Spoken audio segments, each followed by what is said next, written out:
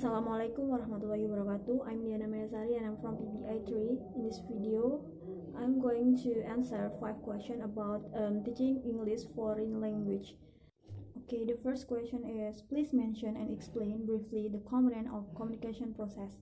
Communication is process exchanging verbal or non-verbal message. Communication process have 6 components. Okay, the first is context. Context is primary component of any communication process. Any communication takes place in context because context represent arrangement in which communication occurs. This context can be physical, social, chronological, or cultural. Okay, number 2 is sender or encoder. Sender is the person who sends a message. Sender can be individual, group, or organization. Okay, 3 is message. Message is the key idea that the sender wants to send to communicate with recipient. The communication process begins with deciding which message to send is delivered. So it must be ensured that the main purpose of the message is clear and understandable. Okay, 4 is medium. Medium is a way of exchanging or sending message. To communicate, the sender must select the appropriate media in order to the message to be effective and properly interpreted by recipient.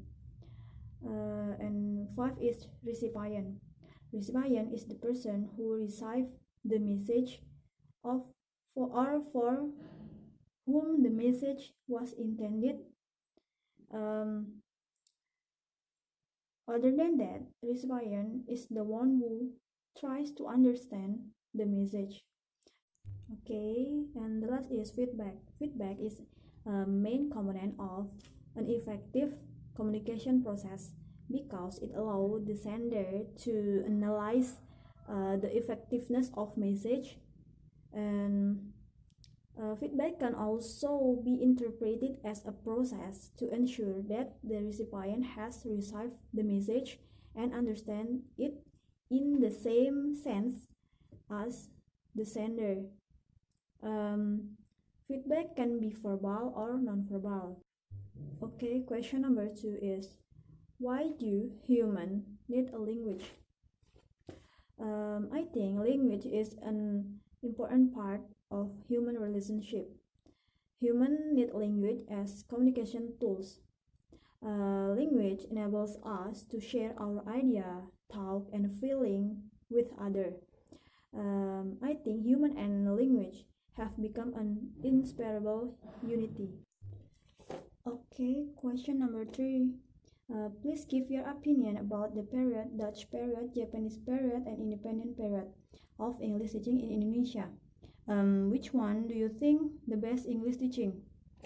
In my opinion, from the 3 period, the best English teaching was in the independent period because the teacher received more training and material so that their teaching skill become better.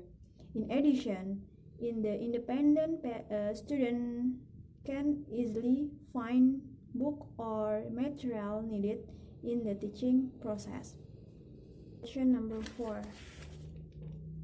In your opinion, what is the status of English compared to Indonesia nowadays?